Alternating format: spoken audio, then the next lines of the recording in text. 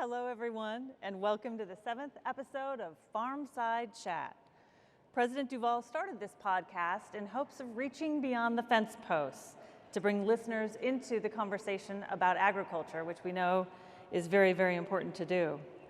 He was eager to bring this show on the road for the first time here with all of you, and obviously is disappointed that he can't be here, but I am very honored to stand in his place and eager for a great conversation today. So with that, on with the show. We are live at our annual convention in Austin with 5,000 of our closest friends and some distinguished guests to have a really important conversation about consumer trust. I'm so pleased to be joined by Martin Otto, Chief Operating Officer for H-E-B Grocery, and John Boelts, an Arizona produce farmer and great ambassador for agriculture, with his own fan club, by the way. Thank you both very much for joining me. So to begin our discussion, I would love to do a little bit of level setting. We know 98% of the population today has no direct connection to agriculture, much different from just a few generations ago. And we know from our own recent research that American Farm Bureau did that 88% of Americans have a high level of trust in farmers, in all of you. But where the difference comes in is that trust doesn't convey necessarily to farming, right? A high level of trust in farmers, but when it comes to farming, only 1 in 5 has a high level of trust, and about half the population trust agriculture and farming somewhat. So we know there's skepticism out there, and that's been the topic of some conversation and something that I know both of you have engaged around. So let's jump right in. And John, maybe you can talk a little bit about your experiences. I know you've been doing a lot of speaking, and that opportunity came around some food safety concerns. It did. Oftentimes, in agriculture, we're faced with a difficult situation where when we're in the news, it's not always good news. But even when that's the case, you try to be ready, you try to be prepared, and you try to go out and tell a positive story about what you have going on. That may not always be easy when you're in the headlines for something challenging, but it's something that we still, in agriculture, those of us that are farmers and ranchers, we still should embrace. When we're given the opportunity, we need to be prepared and we need to be ready. I know in my case, when foodborne illness outbreaks were announced in the news, you start getting calls from reporters, both local and beyond. It's not the opportunity you wanted to tell your story about agriculture or about what the challenges are or what the realities are for growing a fresh, normally eaten raw crop like we do with fresh lettuce, but it's an important opportunity. So Terri, it took me about 100 interviews over the course of a little over a year. Some of them were national news sources, NBC and whatnot. A lot of them were local and statewide. Some of them were international, but the opportunity I didn't want to go past, and appreciated the chance to get to tell about what we do and the challenges that we face, because really for those of us growing food and fiber, one person having a negative reaction or a negative impact from what we do is one person too many. So that's an important thing that we have to tell, and we need to be ready. So I'm very thankful for Farm Bureau for the opportunities that they've given me to get training and through the PALS program and through other things at right at home in Arizona, where I was trained for doing some media outreach. Never knew what I'd put it to use for, but it's good to be ready. And I hope what John just said isn't lost on everyone, because it's so important, even when things go wrong, to be willing to talk about it, to be willing to answer questions, to show that we have nothing to hide, right? And to demonstrate that you do have values that are shared with our consumers. And Martin, from a grocery store perspective, as COO, I'm interested to hear what you think. I mean, you are as close to the consumer. I mean, when consumers buy their food, some of them even talk about it having come originally from the grocery store, not just in the last stop. So you're very much connected to food in the consumer's mind. What role do grocery stores have to play in that, in telling the farmer's story or helping to build that trust, or do they? I think we do. First off, we're the agent for our customers, and it's our job to give our customers and provide what they want to buy with their hard-earned money. And increasingly today, folks want to know where product comes from, and as you said early on, they know less and less about that through their own lives, and so it's our job to do as much as we can to share where it comes from, share what it's going to taste like, how do you prepare it. If there are questions about food safety and quality, it's our job to do the best that we can to provide that information. And we do that in a number of ways. You know, we do it through in-store signage, through educating our team of partners, our employees, to know as much as they can, and also through TV commercials, and then increasingly we're going to have the opportunity to do that through online information. Terrific. Now I'm going to ask you both a question for the other one, and I'll start with you, Martin. What do you wish farmers and ranchers, you have a whole audience here, would do more of, or what would you like from them to be able to help tell that story? Well, first off, I'm thankful to the farmers and ranchers for making my livelihood and our livelihood possible, and for providing everything you do for our communities. The thing that I think would be most helpful would be if we can continue to work together on putting together content information for our customers, because we don't know everything that we need to as a retailer about the products, yet we're pretty good at how do we teach that and how do we convey that to our customers. And to the degree that we can work together on content that's succinct and meaningful and answers the questions, I think we'll all be well served by doing that. I think it's really, really interesting. Martin was telling me backstage that their employees actually spend time on farms so they get a better understanding of agriculture. Tell us a little bit about that. We do, and I didn't grow up as a farm kid at all, but have had many chances through. I've been with H-E-B for 28 years and ran stores and have been in buying and merchandising the last 14 years, and I've had a lot of chances to travel around the country to different farms and ranches and fisheries and learn about the products, and we do the same with quite a few of our partners on the team, and it's a chance to actually get to work in the fields a little bit and to get a feel for what that's like, and by doing that it informs us about what the work is and how much care goes into growing the products and raising the animals, and that matters a lot. It matters a lot to our team, and then also it matters to our customers whom our team is able to teach. I love that, and I commend you for that. Thank you. I think that's probably fairly rare on the retail end, so good for you. Thank you. And John, what would you say? What would you like the retail end of the food chain to do to help tell the story? Well, I think it's a special opportunity anytime that farmers get to interact with their customers and then consumers as well that are their ultimate customers. So from the farm side of things, I'd like to say that I think farmers should be resilient and really be ready to take on the challenge. There's a lot of challenges in farm country, but I'd like to see farmers stay resilient, keep a positive mindset, and be ready to take on the challenges that they face and move on, and be ready to embrace Twitter and social media and that sort of stuff so that they can reach out to the public and have an interaction. Zippy Duvall asks us to get outside our fence rows like you started this podcast with, and I think that's a unique opportunity that we have as farmers to embrace. From the public, I've had very positive interactions with the public. I really have had just wonderful interactions, having folks out to the farm. In fact, backstage I invited Martin to come out and check out our farming operation next time he's through Arizona, and I'd extend the same to you, Terri, and everybody else here, or those folks listening to the podcast. It's easy to find farmers, some of them, like myself, and it's really a privilege to get those customers out so they can see firsthand what we're doing to produce their food and fiber. And it should be a unique and special relationship, and just challenge my fellow farmers and consumers alike to embrace that. And is there anything that you would like to see the retail end do more of to help tell that story?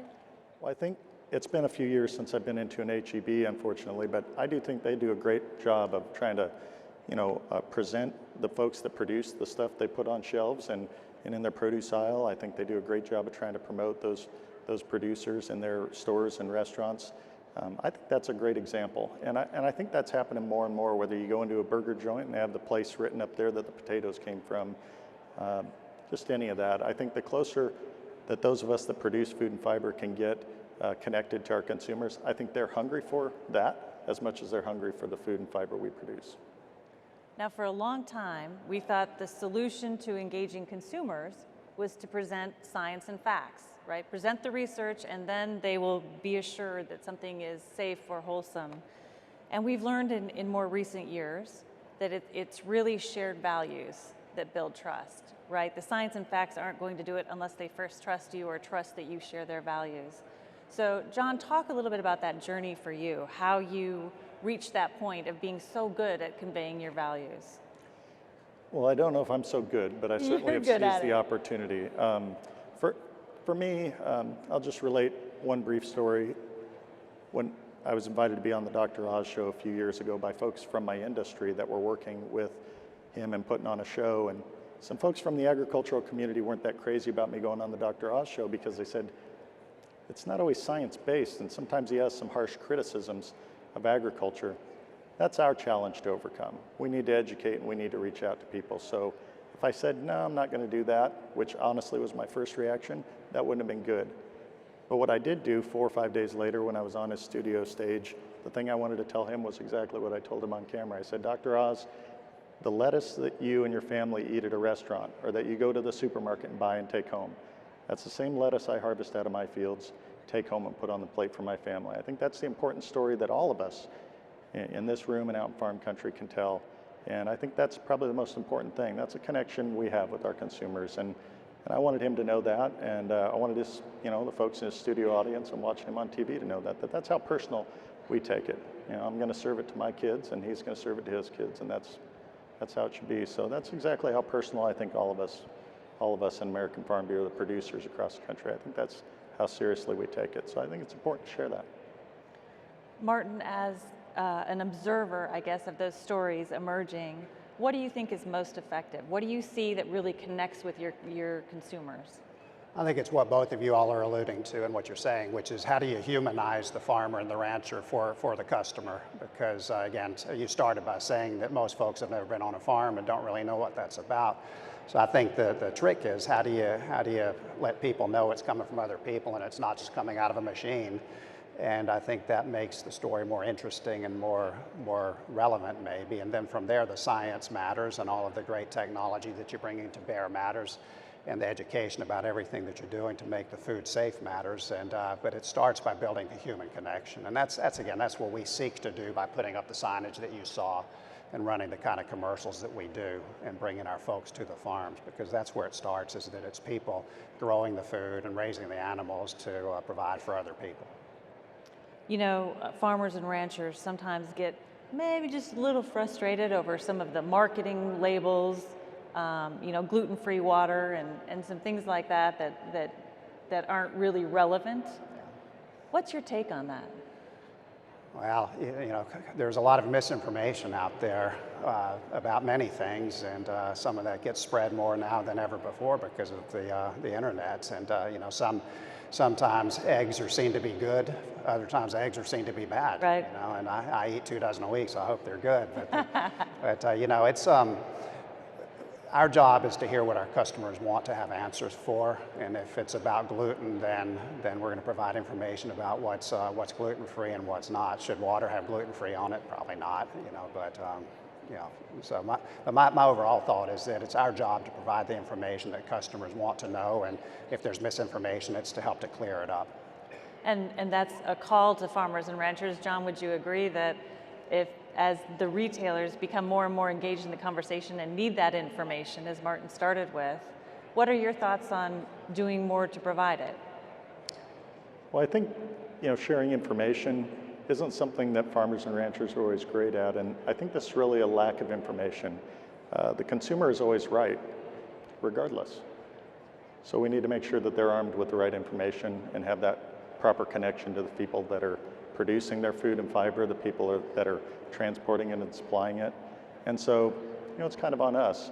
We base our businesses on science. We base our businesses on best practices. And it's important that we continue to do that. It's important that we tell our story about that, to the public, to folks that are closer to consumers that are marketing our products. So I just can't say enough that it's important that we engage in that conversation daily and work on it. So I just think that there's, a world of opportunities out there and we need to seize it. So we just all need to keep working on that. Technology is, as you know, becoming increasingly important in agriculture.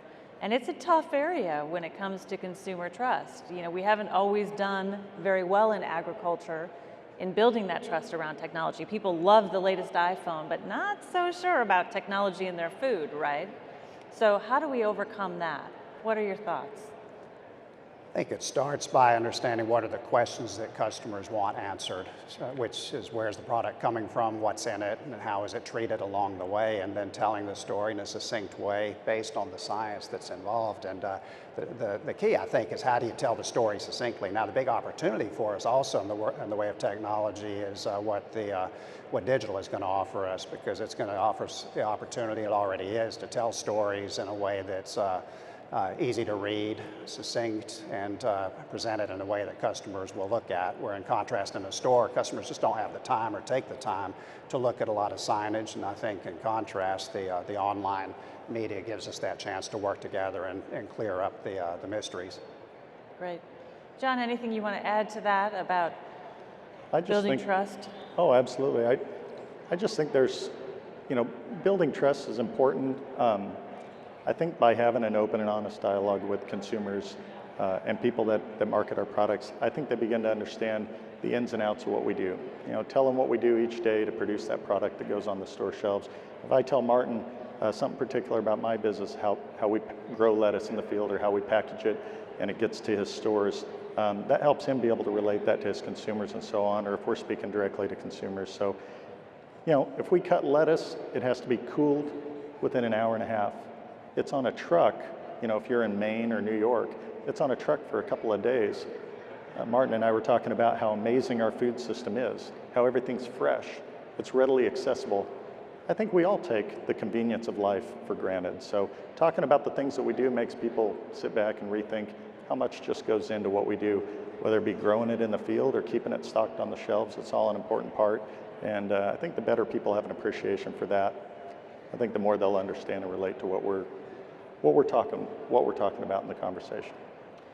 In a past life, I used to do some consulting and training, and one of the things that I would often hear from farmers and ranchers is that, okay, you talk about these shared values and telling your story, but we don't really know how to do that. And it really is so simple. And John, I'd love to hear your thoughts on this because you're so good at it. But when we talk about shared values, it can come down to a couple of things. They care a lot about obviously food safety, but healthy, affordable food. Absolutely. They care that we're doing all we can to produce more with less, protecting the natural resources, using less water, enriching the soil, and those things. And then animal welfare, care and welfare are high on the priority list. And almost everything we do in agriculture ties back to one of those three things, right? So that's an entrance, a way for people to think about it that's a little bit easier. How did you do it if it didn't come naturally to you to want to do that consumer engagement? Tell us about that journey for you. I think everybody in this audience, and then of course people listening on the podcast, I think they can really relate that the mother of all invention is need. And now more than ever, farmers and ranchers have a need to do something important, and that's, tell the intricate parts in a succinct way about what we do, or talk about what challenges us. It's not easy to do for farmers and ranchers. I get a little bit uncomfortable sometimes when we talk about the challenges. A good example is we grow lettuce in the desert, and some people go through the desert and go, why are you even farming here at all? Shouldn't this water be used somewhere else? Actually, working with Vice magazine, I had a group, it was actually a musical group out of LA that wanted to come over and do an expose on the Colorado River, and they said, why are you even farming in the desert? This doesn't make sense. And when I explained to him that, no, these were rivers that have flowed through the desert for millions of years before people came here. We harnessed the water, we used it, and in the last 30 years, we've gone from using the precious natural resource of water. We grow 30% more with 30% less water in the last 30 years. Telling those stories, it blew them away. Immediately, those band members from LA, they walked away from that, and even on camera saying, this is something we need to protect too, this farming here. And so, whether we have anything in common with people, we do have a language in common, and we better use that to the best of our advantage, and build those bridges, build those relationships, and it's just every day is a new opportunity to do that. It may be one person, or it may be 100, or in this case, maybe thousands. But I just appreciate the opportunity every day, especially we have folks out to the farm. We have a busload of people out to the farm, and we can really look at it in person. It's a little bit easier to intimate that way, but I've embraced using Twitter lately, and for those of you listening or here today, follow me there and you'll see some neat videos and stuff. Not all of them are always polished up and perfect, but it's farming, and it's a great way to relate to people. And for those who don't know, through the Farm Bureau, there are some tremendous training opportunities for farmers and ranchers. Right. We're delighted to help our members tell that story, and us trying to tell it, anyone, elected officials or staff are not going to be as effective as the farmers and ranchers themselves. So, Martin, having been on the retail side of it and having spent time on farms, what would your observations be about how that connection can be most effective? When you hear and see things from, what is it that reaches you and touches you? Well, told right, the stories of what you all do are really, really interesting. I reflect back on when one of my daughters was in school, I was able to go to her classroom and teach a class about some of the things that I've done, both factories I've been in and farms I've been on, and the kids were mesmerized. And I think told right, the stories that you have are fantastic. And so I think, to answer your question, I think the opportunity that we have to be helpful with that is that we've got the theater, both the stores and the online, to tell your story. And again, if we can get together and figure out how to tell it succinctly and interestingly and hit the right messages, I think there's a ton of opportunity here for both farmers and the ranchers, and also for the retailers to really do a great service to our customers and take the 98% of folks who really don't know where the food comes from, and or whatever your number was, right, and educate them. Right. So with that skepticism, when we encounter skepticism, we sometimes want to be defensive, right? We're frustrated that people don't know anything about where their food comes, or we're frustrated that they have questions about our practices. John, when you encounter that, how do you stop yourself from being defensive? Because we know defensiveness only puts up walls and erodes trust instead of building it. Any thoughts? Yeah, it's not always easy when you meet someone with maybe completely different viewpoint on something than you, especially when they accost you and that sort of thing. And you do run into that time to time. I think more on social media than I do in person, but regardless, from time to time we do that. And Farm Bureau is a political organization. We're active politically, and that sometimes can beget those sort of situations. For me, I think the best thing to do is to listen, and it's not always the most comfortable thing. It wasn't my first reaction, but I think you mentioned some of that good training that the Farm Bureau offers for free to us as members. It's really remarkable to listen to what people have to say that have a completely different viewpoint. I mentioned earlier I participated in the PALS program, and that took us to New York City and to Europe, London. It was a pretty remarkable trip, and it was outside of my comfort zone. And so sometimes as farmers and ranchers, it's painful, but we got to go there, and we got to listen, and we got to hear what other people have to say. I think it's important to understand, not just listen, but understand what they have to say before we pass judgment on correcting them or telling them what they are, because as I mentioned before, they are consumers, and they're always right.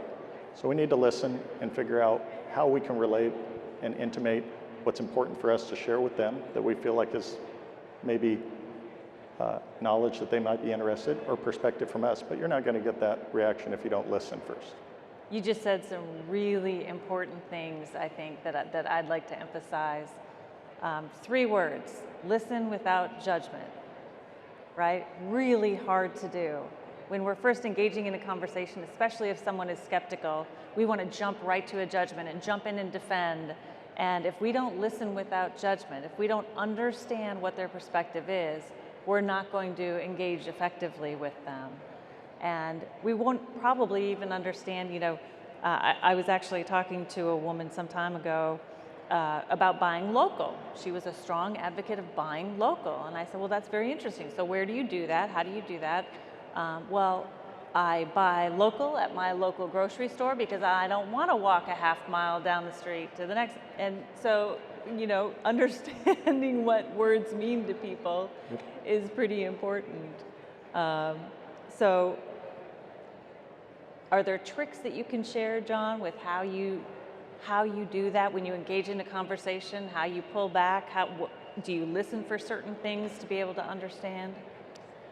Well, when you delve into this, I've made plenty of mistakes in that regard, or get people to put up walls when you're trying to communicate with them. So that's certainly a learning opportunity. Again, when I was in the PALS program, they had us working on certain things that were a little bit more technical and involved with being able to relate to people. It was something I already had an affinity for, but certainly sharpening and polishing it through that project. But I told the instructors there, Jonna and Cody, I mentioned to them that I was going to work with my wife on some of these things, and they looked at me like, "Are you crazy?" And in reality, I appreciate my wife to no end for many things, but she soldiered through going through that project with me, and me being away and different things for some of that training. But being able to work with her and sound some things off of her, I think it's not just made me a better farmer and a better advocate for agriculture, but it's made me a better husband too, because I find myself being very reactionary at home sometimes, and being a little bit better at listening never hurts. So, but it can help you in all aspects of your life, being better at communicating. And farmers are good at farming. Ranchers are good at ranching, and there's a lot of us that are that way. Martin, I'm sure you're amazing grocer, and we talked about it before this. Groceries and restaurateurs are probably the only people with longer and more difficult hours than farmers frequently. So, those of us that work a lot, we get very focused on getting the job done and getting the job done right. But in this day and age, we need to get the job done right by making sure that the customer is satisfied and happy. In farming, we use natural resources to produce the things that go on Martin's store shelves and go to consumers. So just can't impress enough that each time is an opportunity to relate good information with people, and we got to listen. So. Martin, you said you've had several adventures on farms. What are one or two things that surprised you about those experiences? What did you notice or learn that surprised you? The things that are so striking is how hard folks work on farms and ranches, and it's remarkable the energy that goes into it, and also the care that goes into it, and the enthusiasm that I see in every farmer and rancher that we visit, and the passion that they have for their products and for their land and for the folks they work with. And I don't know that it's surprising, but it's striking. And that's for any time our folks go to farms, they're always struck by how much of it is done by hand as opposed to by a machine. And that reflects, I think, to our team, the care that goes into farming and also raising livestock. Nice. I'd say the other thing is, and John spoke to it, is the complexity of the supply chain and the tremendous amount of care that goes into food safety at every step of the way, and how few problems there really are given the tremendous amount of product that is grown and raised every year. And so it's a real tribute to the entire farming and ranching communities for that amount of care goes into what you all do. In fact, consumer research suggests we have such a safe food supply, especially here in America, that consumers generally don't rate safety a top concern because they take it for granted, right? Until and unless something happens. I would say one other thing that jumps out to me is as an opportunity is that because products are available all year round now, there really isn't seasonality anymore. And so, for example, we can get blueberries 12 months out of the year, but they taste different depending where they come from, and that's not always understood by customers why that would be. And so it's another thing that strikes me about farming today is how available products are all year round. And then the responsibility for us is to be able to explain products in a way that it doesn't turn somebody off because maybe they don't like the blueberry one season, but they love it the others. So if our audience today was inspired hearing your comments about what HEB does to engage with agriculture, what next steps could they take to try to connect with their local grocer or the retail end of the food chain? I'll speak for us, and I'm sure we do business with quite a few of the folks in the room here today that are at your convention. And the best thing to do is to work with the buyer for the products that you work with, and then together with that person develop messaging. And to the degree that you're not dealing directly with our buyers, give me a call or send me an email, and I'll connect you with the right person so that we can figure out a way that together we can tell the story. Fantastic. Closing thoughts from either of you about building trust or advice or suggestions? Well, I think agriculture is inherently scientific. If you're not doing the best, using the best science and doing the best practices, A, you're going to be out of business because our margins are very thin. And B, you're not going to be good at what you do, and most of us don't strive to be that way. But when we're talking about relating to people, I think it's important that we can get bogged down with the research and the facts. Those are immensely important, maybe more important than anything that we pay attention to. But our consumers are ultimately people, and they have feelings, and it's much more important to reach them where they are with what they're thinking, on a feelings basis than to rely on facts, figures. There's nothing more important than that research, and as Farm Bureau, we're big advocates for having more research in all the important areas, whether it be food safety or anything else. But we got to relate to people's feelings. I think that's important. Martin? Yeah, I would just close by saying that what you all as farmers and ranchers do gives our country a tremendous economic advantage against other nations, and it's measurable and it's big. And the opportunity is for us to, as we've been talking about, is to educate consumers across the country about all that you do. And I'm excited to be able to play a role in helping to do that. Wonderful. Well, I appreciate so much both of you joining me. Let me, on behalf of President Duval, say thank you. I know, again, that he wanted to be here with you in person, but very much appreciates you both taking the time and having this conversation. Thank you. Thank you, Terri.